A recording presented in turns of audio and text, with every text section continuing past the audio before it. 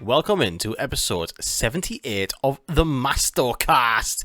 Hey, how's it going? Hope you're doing well. Hope you're having a nice time this weekend. It's Saturday. Hope you're having a nice weekend if you listen to this on the Saturday that is out.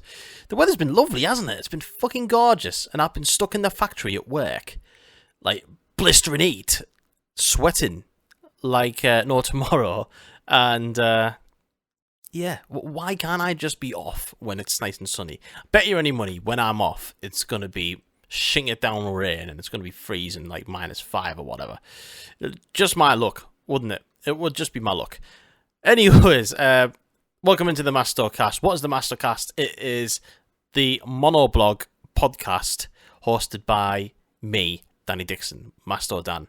And yeah, welcome on in. If this podcast is something you are interested in and you like hearing me ramble about loads of shit, music, video games, life in general, thanks very much for tuning in. I really appreciate you. We do, though, today have a guest. Who is it? It is good buddy of the podcast, of course. It is Jake Carr Smith. He's back. He is bloody back, right? How many times has he been on now? About 4 or 5 times he's been on. We've done top 5 bands before. We've done top 5 albums. We reviewed Bloodstock. I think that was it. So this is the 4th one he's been on so far. And yeah, it's good to have him on. It's good to have Jake back on the cast. And today, we're talking about our top 5 favourite riffs. And, you know, riffs make the world go round.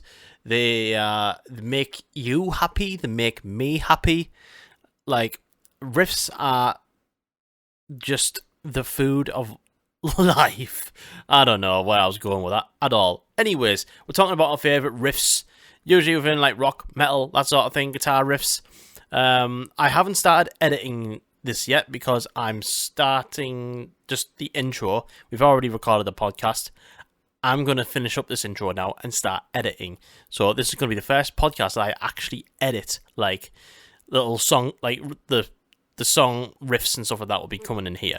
So yeah, hope you enjoy it. Welcome on in, Jake, and see you later. Enjoy. Oh, bloody hell, he's back again. Hello. Opening up your Arizona peach iced tea. Yep. How you doing, Jake? I'm alright, yeah, I'm alright. How about you? I'm good. Good. We've just been listening to some Crocus. We're in our dad rock phase at the moment. Yeah. Been listening to a lot of dad rock. I'm deep into it. What's been Balls to the wall by Accept like 3 times a day. Bash. Lots of Dio. I watched that Dio documentary film. Have you watched it yet? I still need to see that. That's Is the whole thing on Netflix? Yeah, it's on Netflix. Not YouTube, sorry. YouTube, yeah. Yeah, I watched that and went back through like Rainbow and Black Sabbath and stuff. So it's been good listening to all that stuff because I haven't listened to it for ages, and it was just sort of all I used to listen to when I was younger. So I'll give it a listen. I will definitely give it a listen. Well, I'll watch. Sorry. Yeah. Probably this week when I've got some time on my hands. Yeah, it's really good. It's about 2.5 hours long, I think, but it's pretty in depth. It goes through all like from like the very early days of when, because I didn't realize he started making music before the Beatles. That is insane. I didn't even know that. I think his first recorded output, whatever it was before the Beatles' first album. That's fucking mental. Don't reference me on that because I might be wrong, but I'm pretty sure that's what they said. Ah, good old Dio. God bless him. Yeah. Aye, R.I.P. I'm glad I saw him before he died. Yeah, I didn't. Aye, never mind. You have Spotify to Exactly go back to. Yep. And listen to his shit. Yep. Anyways, why we're here, Jake? Why we're here? We're talking riffs, big riffs. Big fucking riffs. The big riffs that make metal go around. Not just metal, rock, classic rock, all that sort of stuff. Yep. You know, we like riffs. We're riff connoisseurs, riff admirers, that sort of thing. I'm a guitar player, so I like a lot of riffs. This is the hardest list I've ever had to come up with. Yeah, because it's not like you know your favorite albums and you know your favorite bands. You don't exactly think about these things all the time, do you? Really? No, not really. Yeah, we should say we're doing top 5. Top 5 riffs. Yeah, top 5 riffs. 1 riff per band is the rule as well. Yeah. Much like what we did with our top 5 albums, top 5 favorite bands. Well, obviously top 5 favorite bands. It's gonna be like that anyways. But like, it's the usual rule, like of 1 riff per band. So yeah, I've been scratching my head all week trying to come up with these because I've been keeping a running list, and then just today I sort of put some numbers to them. Like I did top 10, but obviously we'll just talk about the 5. But I'll do 10 to 6. Yeah. Just quickly before we get into the 5. But yeah, I've managed to add a few more plus 5 as well because I just love riffs so much. It's been very overwhelming. I'm just like, what about this one? Oh no, what about this one? No, and been like, if it would probably change like tomorrow. Yeah. Like depending on my mood or whatever. But now one thing I haven't done, and I hope you won't expect me to, is I haven't timestamped them. Okay. So if there's like a certain point in the song that it comes in, I haven't took a note of the time. But right. Have you done that? No. Oh well, it doesn't matter. But I know exactly where I'm at. Do you want to quickly go through? Yeah. 10 till 6 then. I want to ask before we start. What sort of your way of thinking of this? What do you think makes a good riff, and what like the majority of your choices? What sort of characterizes them? Because I was thinking about this, and like people like different types of riffs. I think for me, it's like if the riff is more memorable than sort of the vocal hook, then to me that's a good riff. Yeah, that's a good point actually. Yeah, it's usually whenever it makes me pull a face. Yeah, like the stank face. Yeah. Like the face you sort of pull like if someone's farted. Yeah. Or if you just walk into a metal gig anyways and it just fucking stinks. It's like, oh fucking hell, like, that's a good riff that. Yeah, so I'd say the majority of my list, but actually probably not my top 5, but the majority of the ones I've got listed here are like sort of like heavy sort of doomy based things. Okay. I know. Yeah. So. Yeah. Is that sort of where you went with it, or? Mine sort of. I'll be honest. Like, there's a lot of old school. On there, and sort of 90s era. I mean, because I obviously I love like heavy as fuck riffs and stuff like that. But like it just when it came down to it, I was just like, but it's not as good as this though. But it's not as good as that. So yeah. I mean, some of them have just like stayed with me for such a long time, and like some of them are kind of like surprisingly simple picks as well. Yeah. In a way, like it's kind of. Like they're kind of like common, if you know what I mean. But yeah. like, there's a reason why I love them.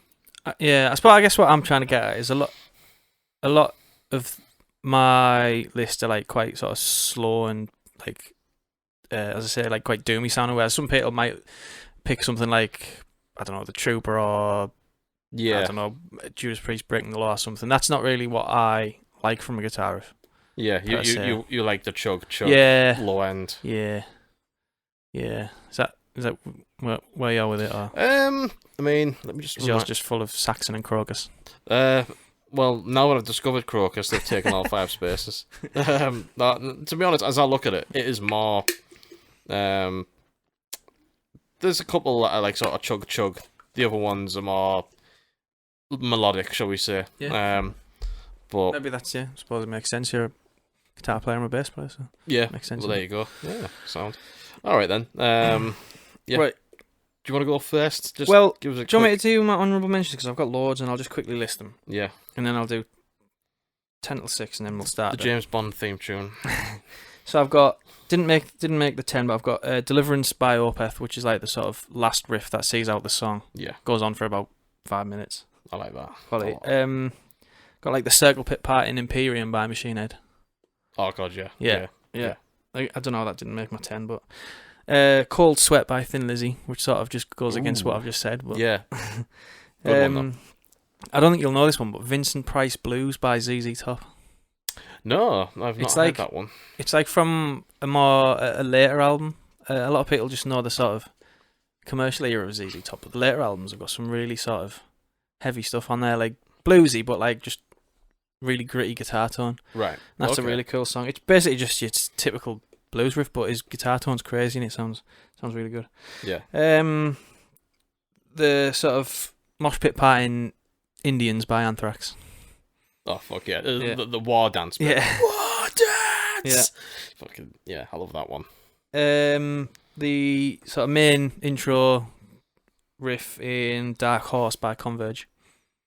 Oh fuck yeah! Yeah, Yeah. that one is amazing. Yeah. Yeah. Self Supremacy by Malevolence. Definitely. Yeah. Are you on about the breakdown at the end? Or... No, just the main riff, like the no, the bit before that. Oh, yeah. Yeah. That's when they made that big massive circle pit at Bloodstock, wasn't it? Yeah. Yeah. The I don't know what you call it, like the middle section in Invincible by Tool. Yeah. Yeah. I know it. I know which one you're on about. Yeah. Yeah. Yeah. How this didn't make my 10, I don't know. Toxic Garbage Island by Gajira. Yeah. I've got 3 there, but I won't mention them because they're in the band is in my 5. So, Damn That River by Alice in Chains. Yeah. Fucking goat riff. That is a really good one. And Grave Dive by Municipal Waste. I don't think I've heard that one actually. Class. It's on the newest album. Oh, the latest one. Yeah. Okay. Yeah. I mean, I know the Art of Partying. I do like that album. Yeah. I think is it the Art of Partying? Yeah. Yeah. The newest one I think is probably the Art of Partying's their classic, but the new one's really good. Yeah. Ah, Worth right. listening. Okay. Yeah, that's it for honourable mentions for me. Okay. Well, I mean, I've not really gone as far as a 10, really. Well, I've actually got a top 11 here, so I'll just quickly go. Yeah, through. my 10 is actually 11 because my 10 I couldn't decide. Oh, right. Okay. Well, I'll just give you my 10 to 6 then. Yep. Blood and Thunder by Mastodon. Ooh. Yeah. Do you know I've completely missed Mastodon of Fear. What? Oh man. The end bit of clenching the fist of Descent by Machine Head. Yeah. Because that is just fucking heavy. I used to listen to all 12 minutes of that before school. Yeah. Every morning. Clenching the fist of Descent. I've got Power Slave by Iron Maiden. That's probably their best riff. That is definitely their best riff. Yeah. From my favourite album by them as well. Like, because it doesn't do the whole like Celtic riff thing. Yeah. It does something completely different. It's more like the Egyptian sort of. Well, I don't know if it's like a particular scale or there's a name. Yeah, for it's it or pretty cool. anything. Yeah, I know what you mean. I don't know theory. It is their best riff. I would Yeah. say. Parabola by Tool. Yeah. Harvester of Sorrow didn't make it. The top 5. Mm-hmm. Like particularly the just before the second verse where Lars Ulrich just does it on the crash, like that's amazing. And the middle bit of Angel of Death by Slayer didn't make my top 5. I've got no Slayer in my list either. Yeah, I mean like the riffs are like sort of momentous really than anything. Yeah, I don't. Most of it's just. As I say, I don't really think of Slayer as a riff band. Not really, personally. no. Because it's just fast shit in it. So Yeah. yeah. But that's my sort of runner-up. All list. So that's it. Should I do my 10 to 6? Yeah, you do your 10 to 6. Right, my joint 10 are Rusty Cage by Soundgarden, the breakdown bit. Oh fuck yeah, that's good. Yeah. This is a bit of a wild card, this, because again, not a band I associate with having being like a riff band, but Gematria by Slipknot. Oh fucking hell, yeah. Just because it goes on forever. It's like such yeah. a crazy riff. Have you seen the video of him, Mick Thompson, playing that while they're recording it? No. It's mental. It's like, how is he doing that? But anyway, Is that the one off All Hope Is it's Gone? like the first song after the intro. Yeah. Yeah, not really a great Slipknot album that either. I don't mind it. It gets a Yeah. lot of stick, but I quite like it. It's not the worst album, but it's Like what we were just talking about before we went on air. It was the one that came out when I was getting into them. So yeah, fair enough. yeah. So there would be like John 10 because I couldn't decide which was better. Power Trip.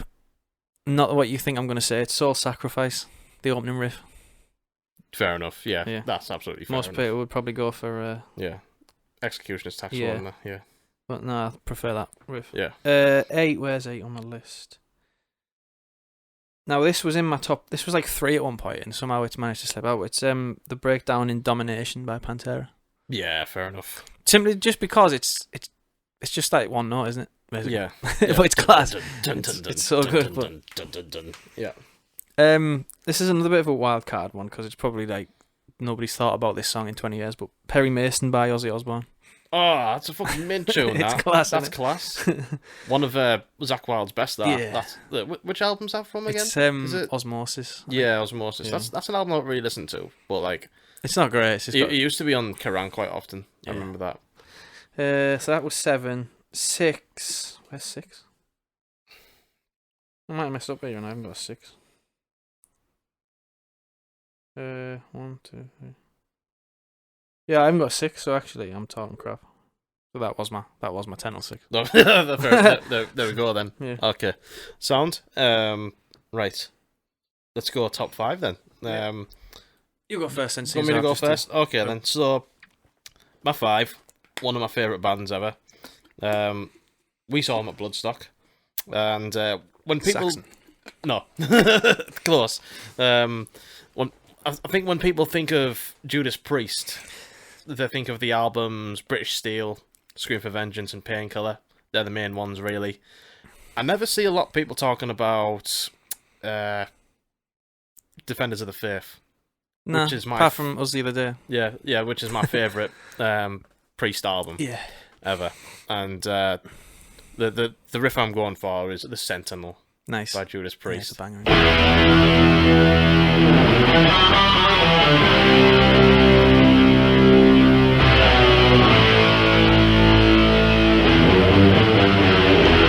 Just well, to be fair, the whole song just has mint riffs all over it. Like, but in particular, I'm on about the intro, which is the do do do do do do do do. Just 2 guitars together, Yeah.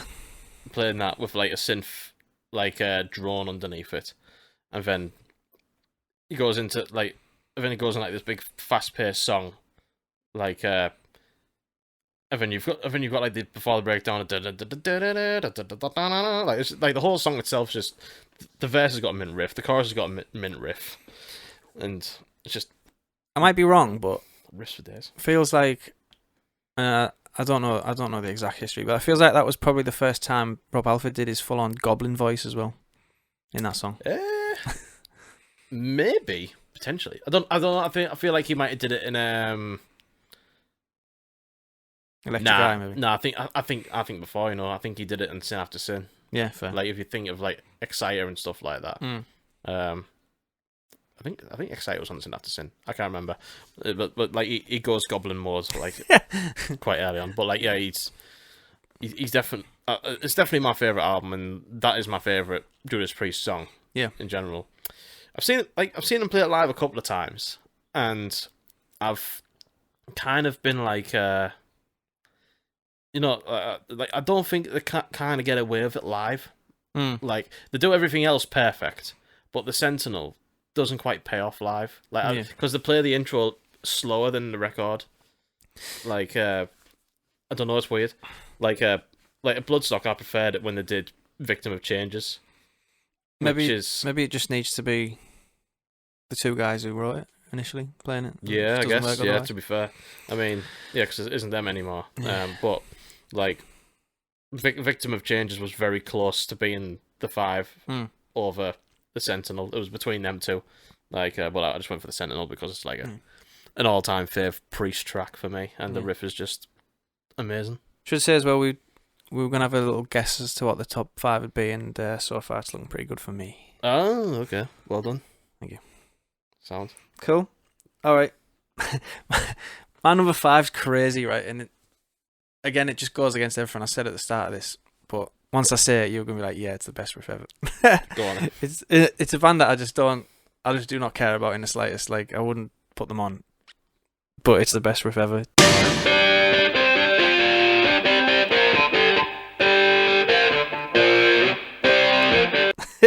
It's Money for Nothing by Dire Straits. You know what? It's ridiculous. I think Dire Straits are boring as fuck, but that riff is good. It's class. Like, I feel like I've kind of put this on as a joke, but I have because how good is it? yeah, it is actually pretty It's good. so good. Yeah. Like, It's all finger picked as well. Like, Yeah. what the fuck? you see, like memes come up about it as well. Like, why did they write a song about installing microwave ovens and make it go this hard? Yeah, it's mental, isn't it? And the video is just It's class. fucking mental as well. Yeah, I mean, I'm not really like a Mark Knopfler Nah, I'm not at lover all. or anything like that. So, like, he's fine. Like, he's got his own like unique style of like finger picking and all that. Yeah, I like what's it called? The one with the big guitar solo at the end. The Sultans of Swing.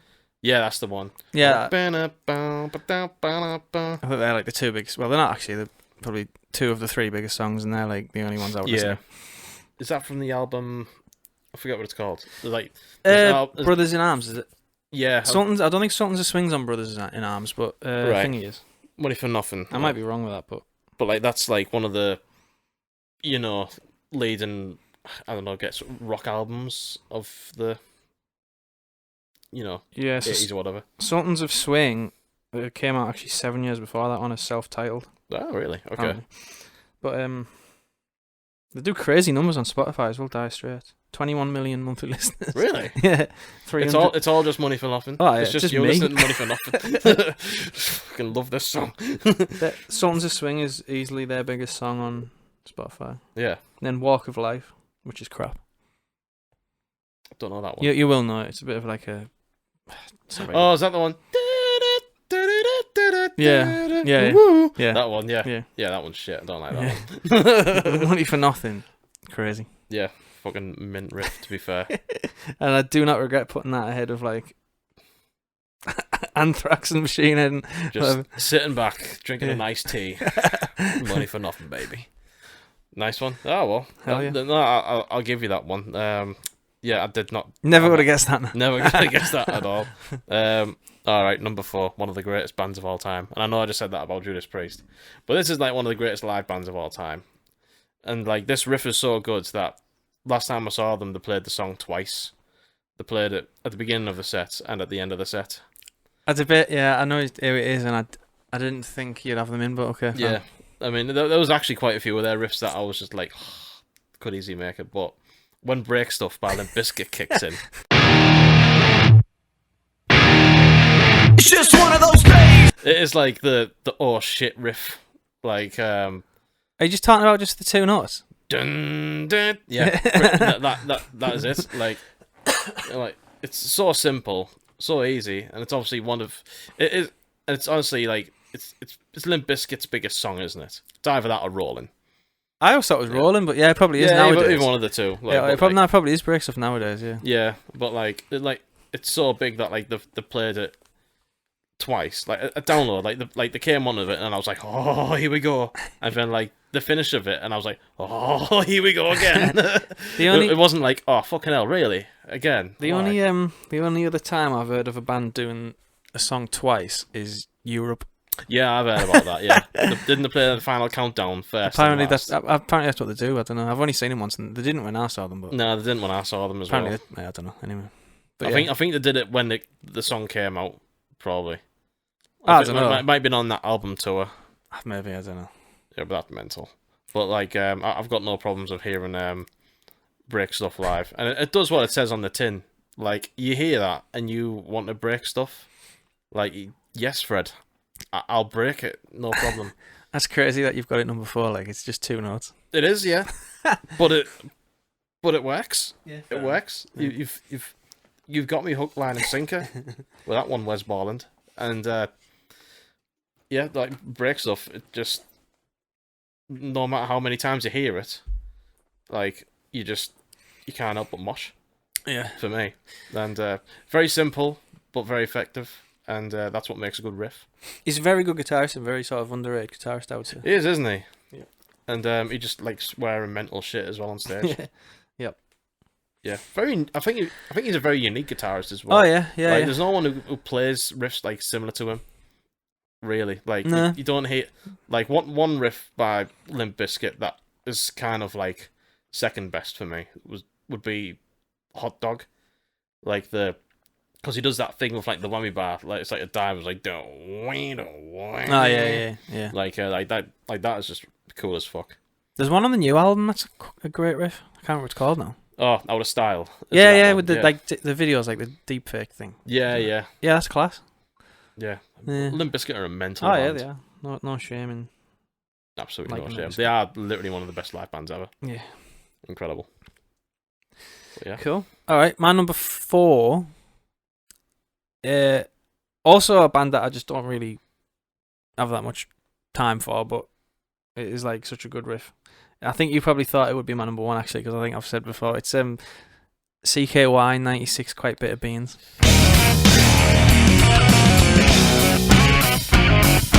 Yeah, I mean it's fucking. I was thinking about putting this in my list. It's class. It is one of the best riffs ever. It's ridiculous. Like I've got nothing to say about the band. They've got a couple of other good songs. Flesh Into Gear is a good song. Right. But yeah, they're sort of a very middle of the road, early 2000s rock band who sort of got propelled along by the more famous brother, I guess. But Yeah, pretty much. Bam Margera. But it's such a good riff. It's like, yeah. I was listening to it again today, and what makes it good is what the drummer's doing under it. Yeah. Because he sort of plays along with the beat for the first half of the riff, and then he does that sort of like disco Like beat. disco hi-hat Yeah. thing, yeah. And it's so clever. Like, Yeah. I think that's what sort of separates it. But I don't know. Yeah, just a wild card. Just such a good riff. What generally quite an average band. Yeah. It is an unbelievable riff. It's incredible. But like, and like I said, I was toying with the idea of putting them in there, but like I just got nothing to say about them. Yeah. I feel like I would just be like 96 Quite Bitter Beans next type of thing. Well, because apparently they're not very good live either. Like from what I've they heard. were alright when I saw them, but it was just kind of like waiting for that song, really. Oh right, was that at a festival? Yeah, it was. I think I might have seen them download once or twice. Yeah. Yeah. Actually, you know what? I feel like I've seen them support someone as well. Maybe like Skindred or something. That wouldn't surprise me. Yeah, maybe. I think so. Anyway, maybe I don't know. Yeah. I mean, probably quite a nostalgic pick as well because Yeah. Tony Hawk's Pro Skater 3. Yeah. No, of course, yeah. Yeah. Well, I think whenever people think of the Tony Hawk's 3 soundtrack, that's the first thought, really, isn't it? That or Ace of Spades, yeah. Yeah. Yeah. True. And God, when that remake comes out, the Tony Hawk's 3 and 4. I might just turn off all of the tracks and just have that on a constantly. Yeah, if you can like edit like the playlist like you did on the old days, Yeah. like just have 96 Quite Beans like playing every time. Yeah. I'll happily have that for sure. Yep. Yeah, cool. 96 Quite Bitter Beans by CKY. Hell yeah. I've gone for my number 3, a classic, a real classic from good old Edward Van Halen, Ooh. and that is the riff to Panama,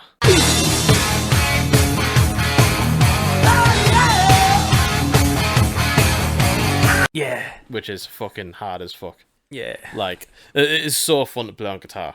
If you have it plugged into an amp and you crank that shit and you play along with it, it is so fun to play. Yeah, I forgot about Van Halen. I think if I was Yeah. going to have a Van Halen song, I'd have Unchained, but Yeah, Panama's class, yeah. yeah. Panama is amazing. It's second album, is it? No, it's No, like sorry, it's fifth or sixth, I think. 1984, isn't Yeah. it? Yeah, it's that one. I Yeah. don't know why I thought the first one. Yeah, that's an unbelievable song as well. Like the whole album's great. Yeah, it is. It is, yeah. I went through a massive Van Halen phase after I'd been to LA. Yeah. Because that's obviously where they were from and stuff, and just like, yeah, I'd listened to Van Halen solid for like good 2 weeks, but now Yeah. like, great band, great guitarist. Again, I don't really associate them as a riff band per se, more like Not really, no. crazy leads. But no, that is a good quality riff. Like, Yeah, it's an absolute ballad river riff. I love it. Yeah, they're one of them bands that I wish I'd seen live before. Like, oh you know. yeah, they just never came, did they? Yeah. Because they're like, I've never seen them at, like any UK dates of them. or no, anything. well, No, I think he tried to get them for download every year, didn't he? And they just, I get the impression that because they did that album in what was it, about 2011 or something. Probably, yeah. I can't remember, Different Kind of Truth or something was it called? Yeah, was that when what's his name came back in the band? Yeah, David Lee David Roth. Roth, yeah. And I just felt like they never quite got it together. Even like they brought the album out and it just didn't seem to. Yeah, I remember the single coming out at the time and I wasn't all that fussed about it. Yeah. Yeah. But he hadn't been in the band since that was his last album. 1984 was his last album. Was it actually his last one? Yeah, and then he hadn't been in the band since. Was it Sammy Hagar after that? Then? Yeah, and then the guy of Extreme briefly. Gary Sharon, yeah. And then I don't know whether they got Sammy Hagar back or whether they just sort of disbanded after that. I'm not sure. Yeah, I don't know. Like they're a weird one. Yeah, Sort of. It would have been wicked if they came over to UK. Oh yeah. But like, I think they're just like America just absolutely loves them as well. Yeah, And, they're definitely way bigger in America than here, but it would have been like a festival headliner if it came over here, no doubt. But yeah, um, but they'll just be one of those bands who would just do like one-offs, oh yeah, like similar to like what I don't know, Scorpions do, or yeah. I don't know, friggin'. I don't know, just them sort of bands would just do one-offs. Like Rush only did one-offs. Yeah. Really. Yeah, but, I know what you mean. Yeah. Panama, and like the riff I'm on about was just like it's after the whole intro, after the whole. Yeah.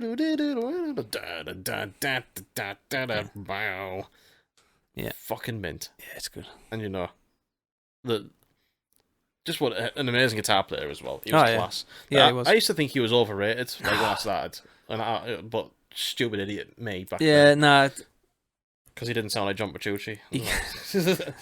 Yeah, he's one of them. For me, he's one of them guitarists who can't be overrated because he pretty much wrote the rule book. So yeah, you know, absolute badass. Yeah, that's my number 3. Number 3. Panama. We're getting through this, aren't we? Yeah, we are, to be fair. Right, number 3 for me is so I've had Pantera, but I haven't had Down. Fair. Eyes of the South. I don't know whether you know that one. Oh yes.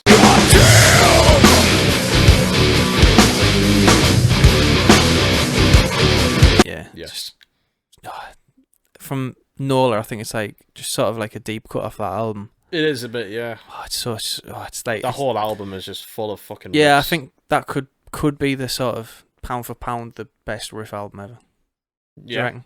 Yeah. Just every song. It's up there, like definitely. But it's going to be when you've got Kirk from Crowbar and Pepper Keenan from Corroding the Conformity on guitars. Like, it could only of course. be. I just need. Like Phil Anselmo just saying, I was like, I need the best riff writers going. Yeah. So. Oh man, like I love Down, and that album's like, yeah, as I said, it's a perfect album, and I think that's probably the best riff on that. Do you know what? That's the only album I've ever listened to.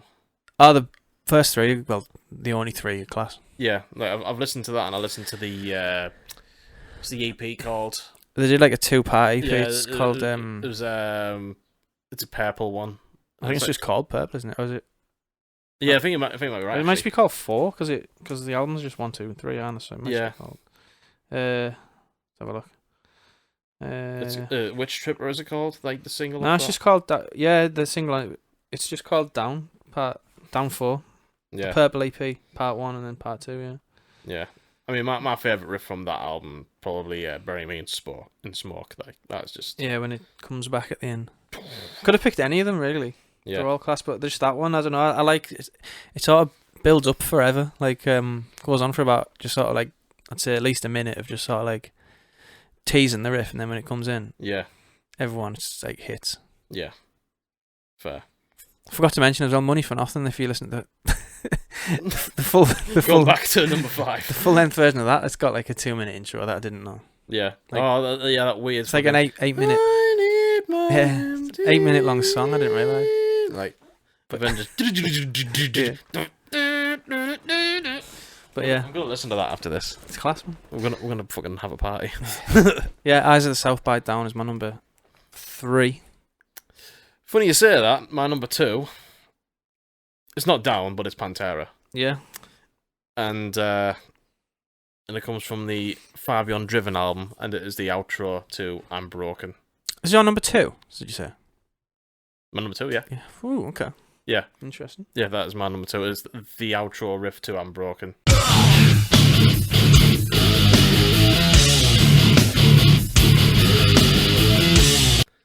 They could play that for 20 minutes and I'd still be over the moon. Yeah. Like, that is just the whole groove, how fucking hefty it sounds. Like, it's like just something about those notes that have been played under that rhythm. Like, like,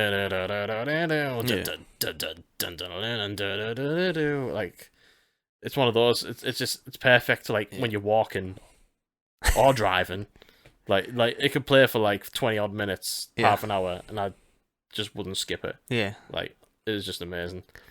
But the intro is class as well, though. I know, yeah. Like, of course. Like, but like, there's something about the outro for me. Like, it's just like one of the best things I've ever heard. Yeah. Like, it could just go on forever, and I could be happy. They're another band where you could have had one of like 25 songs, couldn't you? Yeah, definitely. And it just goes to show, like, obviously Dimebag and Vinnie Paul, like those two, like, were just their chemistry was just perfect. Because I mean, like, we've seen the latest thingy of Pantera. Like, I saw them a download. You saw them quite recently at Leeds, didn't you? Yeah.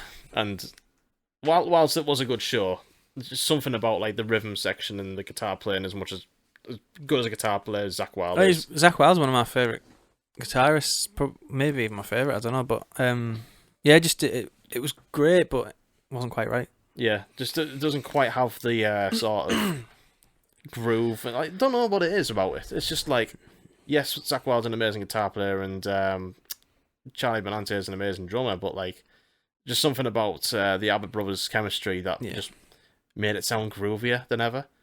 Because, like... Yeah, it's another one of them as well, I think, where as good as the riff is, what the drummer's doing under it is, like, makes it that much better. Yeah, it's interesting, but, yeah, I love, like, the live version as well. Is it 101% proof? Yeah, 101%, yeah. And it's, like they play the outro to that, and then at the end of it, like, it doesn't fade out, like, it goes like a... And then Phil Anselmo goes, fucking A! Yeah, I mean, yeah, like Pantera live videos. I like the Domination at whatever that massive festival is in Russia, and where they're playing in front of like 10 million people. Isn't like the Monsters of Rock Russia? Yeah, thing? And it's just full of like fucking like security guards and that. But yeah, the live version of Domination, that's class as well. Yeah, that's unbelievable. I've seen that one. That's unbelievable. That would have been a treat to see them, like the original lineup live. Yeah. Aye. Yeah. But yeah, that was that's my number 2, the outro of I'm Broken. Nice. Alright, so okay, my number 2 and my number 1 I swapped like last minute, yeah, but sort of could be one or the other. And I think you're probably thinking that my number 2 would be my 1, but it's a Metallica song.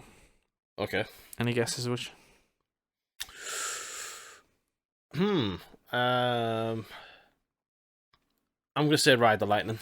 Nah, it's quite a niche one. It's just like an album track. It's on A Justice for All. It's the, like, I guess you call it the middle section of Frayed Ends of Sanity. Yeah, I know which one you're on about. After the crazy drum fill, and then it goes into like.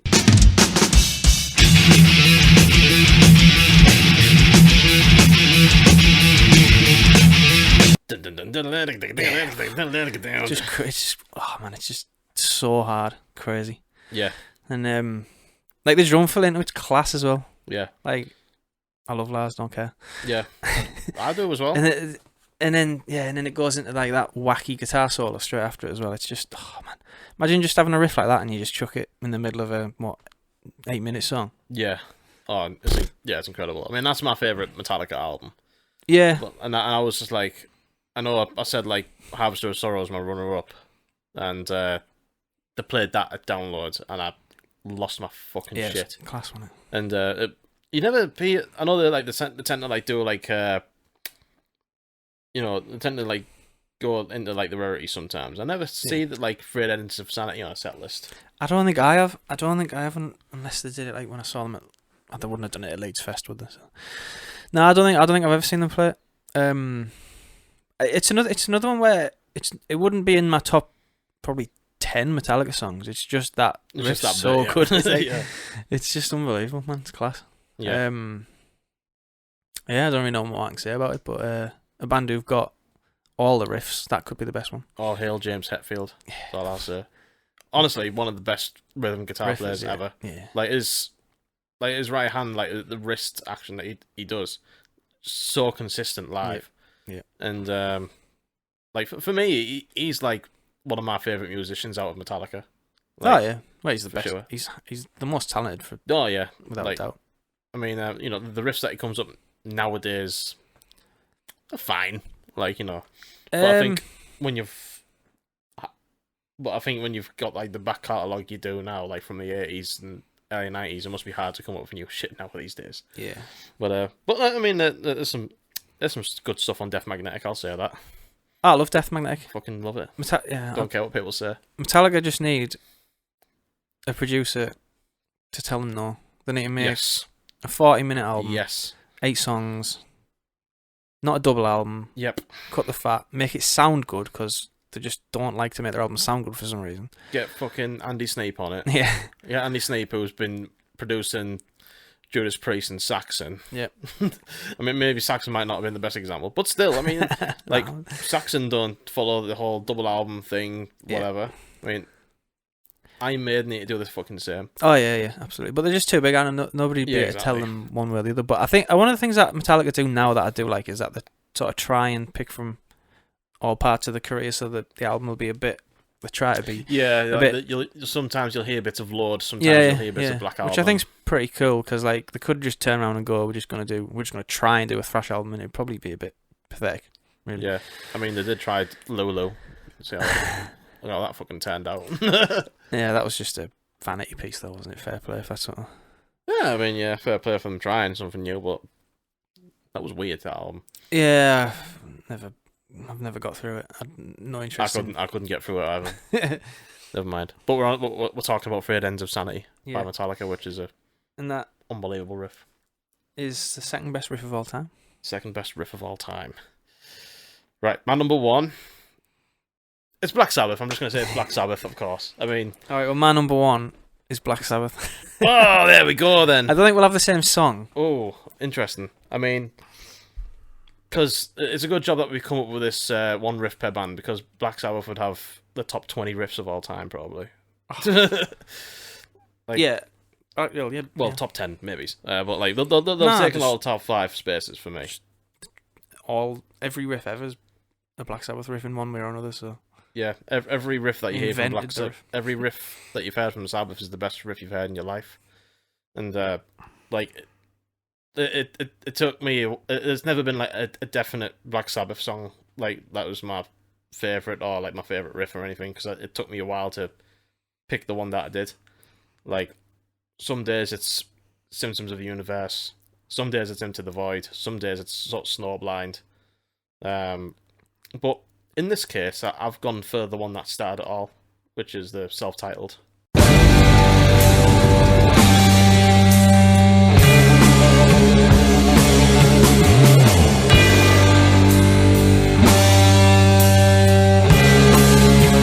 Oh, really? Yeah, I've gone for that. Like, for me, I just find it so fucking impressive to come up with that riff in 1970. Yeah, it is weird. And just come up with something so fucking scary. It is weird thinking that like that sort of thing just didn't exist. Yeah, like, nobody had done that. Like, and then he did it. They've got the rain and the thunder and lightning and the church bell, and then in comes down, down, down. Like Tony Iommi just went.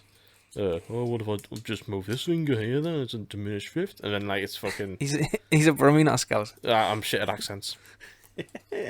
I'm not good at Brummies. I'm not good at Scousers either. I can only do Scouse if it's really high pitched, but I'm not gonna. Yeah, fair play. That riff is it's the one that started it all for me, and I remember very fondly like when Black Sabbath first when I first saw Black Sabbath headline Download in 2012, when it was like the big Reformation, like the fifth Reformation they've ever done or whatever, and like they opened with Black Sabbath, and I remember like the sound being perfect where I was stood. It was for me. That could be my favourite live music experience ever. That was like when they came on with that, it was like an out of body experience for me. Because I distinctly remember like being excited for it, but then thinking it's probably they're old blokes. It's probably not going to be as good. It's not going to be like mind blowing. And then they came out and it was just like the heaviest thing I'd ever heard. The sound in that field that day. I was just like, oh my god! And I just saw like fucking smokes of weeds everywhere. As soon as I came on, I was like, let's fucking go. How many times did you see them on that final? Final tour. Yeah. I mean, I've basically seen them play Download twice, and that's it. Yeah. 2012 and 2016. 2016 wasn't so good. I know I left before the end because it wasn't very good. But Yeah, I saw them at Manchester Arena, which was all right. And then actually I saw them. Like the Download one was the best, but then I saw them at Madison Square Garden in New York, and that was unreal. That was great as well, because the sound in there is just like perfect. Because obviously it's like the most famous arena in the world, and that was like not as good as the Download show, but it was pretty close. And actually, do you know what I think about it now? It was probably the same set list all 4 times. Probably is. I mean, to be fair, like when they played between Downloads 2012 and when they headlined again in 2016, the set list wasn't that much different. I'm pretty sure it was probably the same. Both sets they opened up with Black Sabbath. Yeah.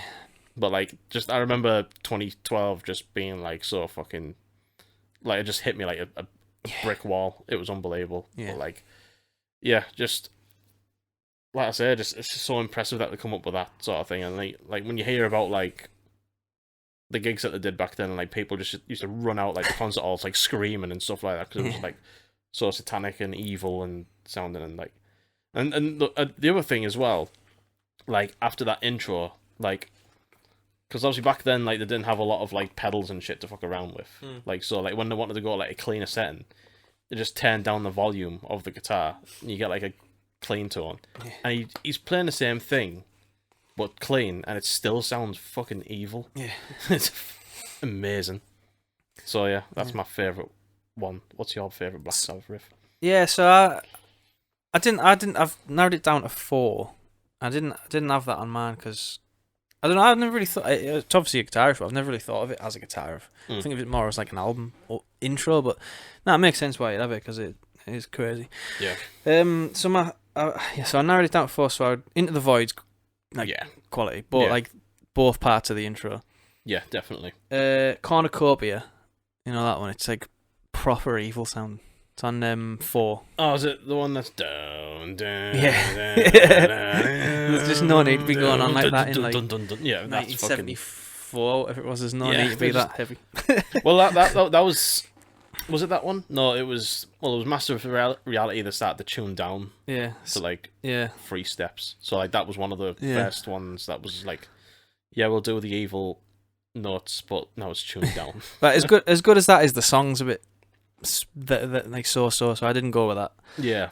Hole in the Sky is such a good riff. Oh yeah, so fucking good. Yeah, but my favourite is A National Acrobat.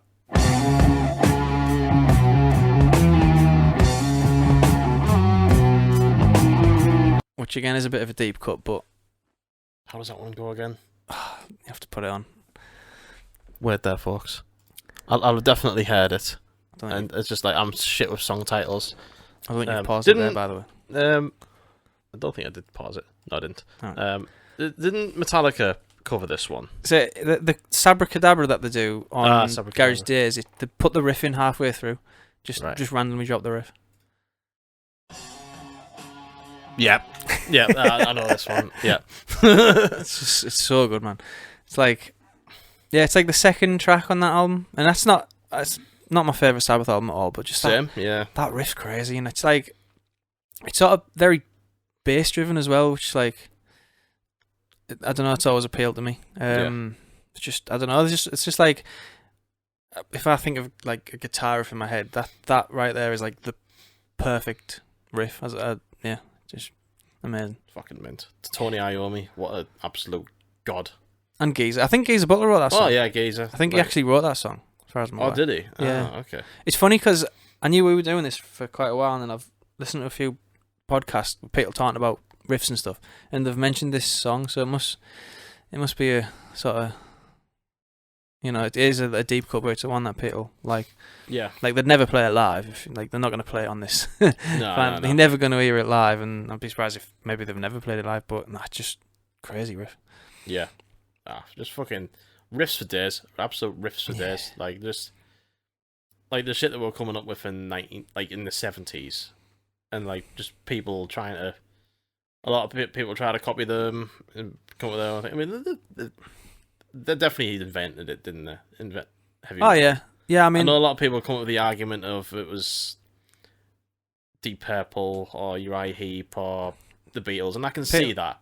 I was mentioning, is it Blue Cheer? I've never listened to them. Yeah, I know. But nobody sounds as heavy as Black Sabbath did at that time. No, definitely not. It's funny because mentioned being going through like the Dio stuff and the Tony Martin stuff, and like the sound when Ozzy's in the band is so distinct. Yeah, like the Dio stuff and the Tony Martin stuff is quite similar in a way, isn't it? Like, yeah, and then the Ozzy stuff just sounds so like out on its own. Yeah, it's very much like it's like them albums you listen to like in the dark with candles on. And just you want to get stoned or whatever. But it's weird because it's not as if the music's like driven by the lyrical content, because Ozzy didn't even write the lyrics. So no. I don't know, it's strange. But yeah, just the first 6, I think the 7th and 8th albums are a bit naff, but the first 6 albums just like just untouchable, unfuckwithable. Yeah. So I think it's unanimous that Black Sabbath are the best riffers. Yeah. Well, it's scientifically proved. I have been through every song ever. Same here. Like Black Sabbath are the best. They are the best riffers ever. Shout out Tony Iommi, the absolute. And you know what, as well, like one thing that's got to be said about Tony Iommi, like he's stuck with Sabbath right from the beginning up to what's going to be the end. Yeah, like, I mean, in the late lineup. 80s, early 90s, when they couldn't catch a cold, and like he was just like, I believe in this band. I've got good riffs. I'm gonna keep on going. Like and like, when people turned around and said like, they're not as good anymore, like with Tony Martin and whatever, but like he kept on going. He's just an absolute and his 2 fingers got chopped off. Just gone.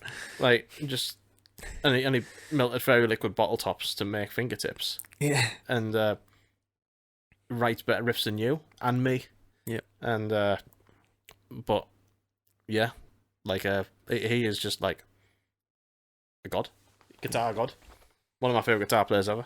Yeah, I think as of right now, he's probably my favorite guitar player ever. Yeah, and he's a good shred, and he's a hell of a shredder as well. Yeah, we were talking about it. So I didn't realize because he doesn't. It's more apparent like when Dio joins, I think. Yeah, he doesn't do much. Obviously, there's guitar solos in the Aussie stuff, but not like crazy widdly stuff. But then, like some of the, as I say, the Tony Martin stuff that I've been going back and listening to, guitar solos are like, proper shredders. Wahs and stuff, and it's got Floyd Roses and shit. Yeah, just he plays SGs and nothing else. Yeah, just like I don't think I've ever seen a picture of him with anything other than there's a very, very early photo of him. I think it might have been before the first Sabbath album where he's playing like a Fender Telecaster. Yeah, probably just the first thing he got bought for him or something. But. Yeah, but like even then, like he was, I think like his first SG he was using like on the first album, like the SG he was using was like equipped with like P90s pickups rather than humbuckers. Whereas like P90s are kind of like fatter sounding single coils, so like they're not even like humbuckers that you see in like Les Pauls and all that today. Like, and he was just able to come up with that. Yeah, Mad cunt. But I love him. Yeah. That's it, best riffers. Best riffers. Black Sabbath. Confirmed. Scientifically proven. Listen to Black Sabbath. Yeah. Thank you for coming on, Jake. All right. This has been good. Shall we listen to Money for Nothing? Yeah. Yeah, let's do that. What a Yeah. fucking tune. Thanks very much for coming on, mate. No problem. And we'll be together soon, I'm sure. We'll if not before, but we'll review Bloodstock. When that Yeah. happens, for sure. Oh yeah, I'm happy to. I can jump on here whenever you want. But Yeah. Yeah. But yeah, Um, we'll do another one. I don't. If you want, I can do a Bloodstock like preview as well. If you want, just say what. Oh yeah, that'll be a good idea. Yeah. Yeah, that'll be a good idea. Cool. Good sound. Yeah. Shout. Yeah. Yeah. All right. Thanks everyone who's listened to the podcast. I hope you will listen to these riffs straight away, without hesitation. You know what? I might even come up with like a Spotify playlist or something. Oh. Like that. What was your 5 guesses? Oh fuck yeah! Shit. So I'll quickly say what I thought shit. you'd have. I thought you'd have a Metallica song because I thought you had a brain. Okay. I'm joking. I did, but it was 2 away from being in the top 5. Black Sabbath, obviously. Judas Priest. I thought you'd have Gajira song on there because I know how much you like him, and I think. Mm. And I thought you would have Stargazer by Rainbow. Ooh, yeah, I mean that is a good shout to be fair. I mean the bands I've picked for you, Anthrax. Mentioned them, but So I've got Metallica. yeah, I've got Black Sabbath. yeah, I'm kind of half right with Crowbar because you got Down in there, yeah. Oh, yeah, I didn't think of Crowbar. Yeah. and Hatebreed. I think Hatebreed's more lyrical than it is. Yeah, to be fair, yeah, that's a good shout. But yeah, that's Well, did I get the most right then? if you're counting Crowbar, did you? 2.5. Yeah. 2.5 out of 5. I'll take that. Yeah. Lovely stuff. Right, yeah, that'll do. Thanks everyone for listening. I'll see you next week. Don't know what I'm going to talk about, but look forward to it and listen to them riffs. Well, I mean, you've already listened to them because I've recorded them or something. I'll put them in. Yeah. But yeah, there'll be a YouTube playlist or a Spotify playlist I'll make, and you'll just be like, "Whoa, money for nothing." Right. See you later. Bye. Bye. Thank you very much, Jake Carr Smith, for coming onto the podcast. Really appreciate it. I've just finished editing it all now, and it didn't take as long as I thought it would do. I just hope the riffs aren't too short that I put in, because I don't want to run the risk of copyright and Sharon Osbourne coming after me like, you play the riffs without consent, I'm gonna steal all your money because I love money. Fuck off, Sharon. Yeah. Anyways, thanks very much for listening. I hope you really enjoyed it. Again, thanks, Jake, for coming on for top 5 riffs. I'll see you next week. Going to talk about some albums that have come out. Scowl. Who else has had albums out? Scowl. I forgot. The 10 Style got new stuff out as well. There's quite a few. There's quite a few stuff out. But yeah, we'll talk about those next time. There's new Black Country New Road album. There's Wolfpack. Bleed From Within. So it's quite a packed week for new music and stuff at the moment. So I'm going to get them listened to, and I will report back to you. Right. See you later. Roll the fucking tape.